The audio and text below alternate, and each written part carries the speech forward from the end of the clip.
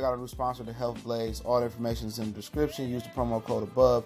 Goodfellow Boxing at 18% off of all their natural products from deodorant, pomade, toothpaste, and much, much more. And they have additional discounts on their website as well. That's thehealthblaze.com. Starting December 20th. That promo code is good for 18% off. We go. All right, man. Final thoughts. Manny Pacquiao taking on Keith Thurman, the Super WBA champion. If you're confused, Pacquiao got the fake regular belt. It's not a real world title belt. Keith Thurman got the Super WBA. That's the actual title belt. They have 4, the interim, the regular, the gold, and the super. But we back. It's Goodfellow Sports TV. Make sure you hit that subscribe button, bell icon button.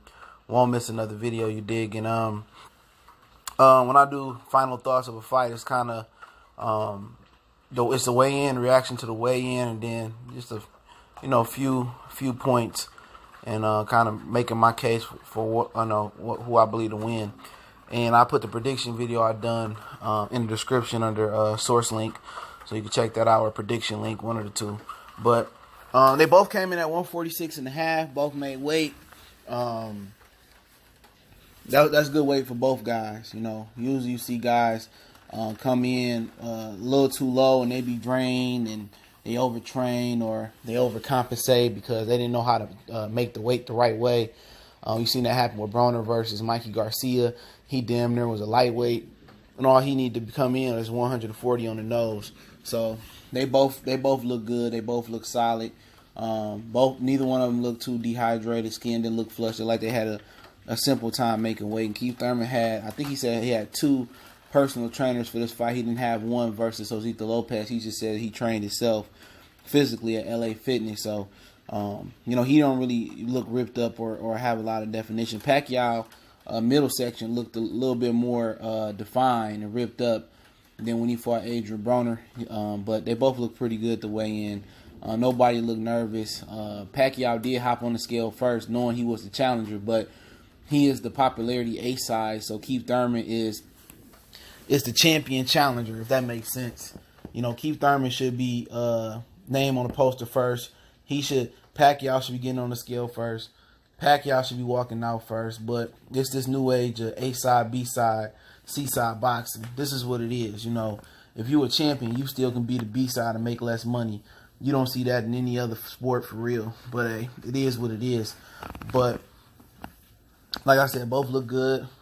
Keith Thurman been looking confident leading up to this fight. Pacquiao tried to walk off without facing off.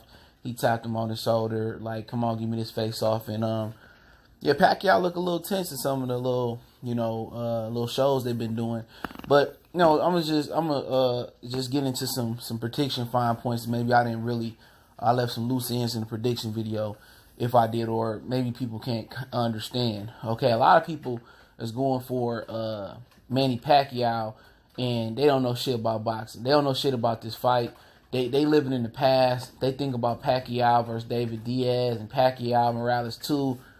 They think Pacquiao is a 20-something-year-old or 30-something-year-old type of fighter. And one of the main points that I didn't focus on in the prediction video, and I will go live, kind of doing a live prediction as well later tonight.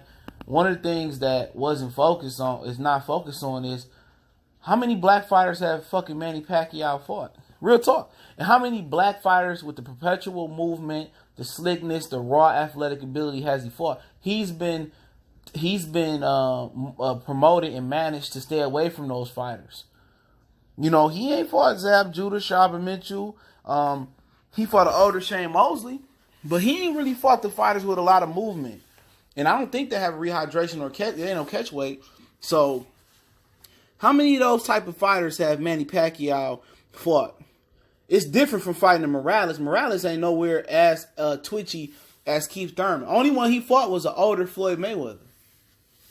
That's it. He fought another grandpa. What young, fluent, foot mover, speed, and got that slickness that he's fought? He hasn't fought none of them. He's been tailor-made to stay out of it. Even Miguel Cotto, he drained him, if you want to say him. Shane Mosley was old. Oscar De La Hoya was drained. Margarito was drained. He didn't fight a Canelo Alvarez. So what fighter has he fought with the perpetual movement and the fluent foot and the hand speed like this. This is what you got to ask yourself. Get the hate out your chest. When you talking knowledge or you talking about betting your money, bet with your head, not with your heart.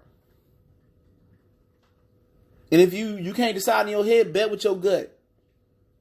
You let me know what type of fast or fluent or slick fighter has Manny Pacquiao fought. He sparred against Sean Porter. He sparred against Amir Khan. That sparring is sparring. He struggled with Jeff Horn. This ain't Timothy Bradley. Timothy Bradley, a really good fighter. Don't get me wrong. Tough guy, one of my favorite fighters, from that era. Tough fighter. Gritty.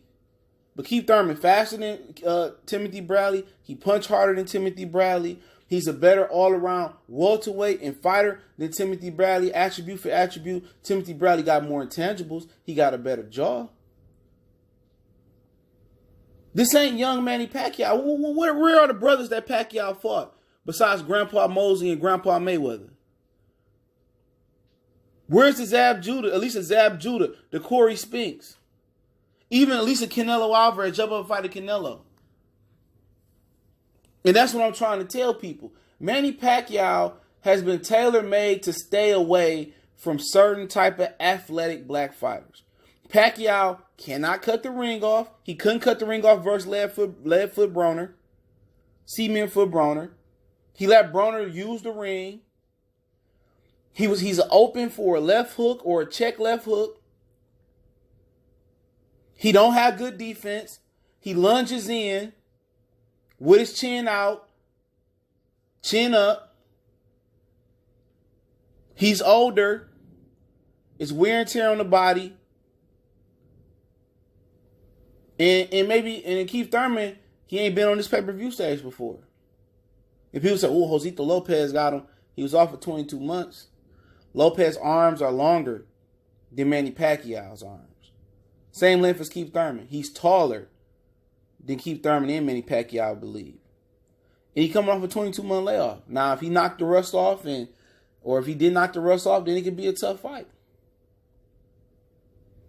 But a lot of people are just picking Pacquiao because they hate Keith Thurman.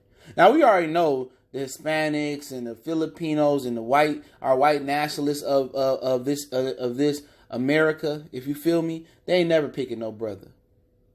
Unless it's against another brother. They ain't picking no brother. But I'm angry in the black fight fans, okay? I'm angry with black fight fans for endorsing Manny Pacquiao.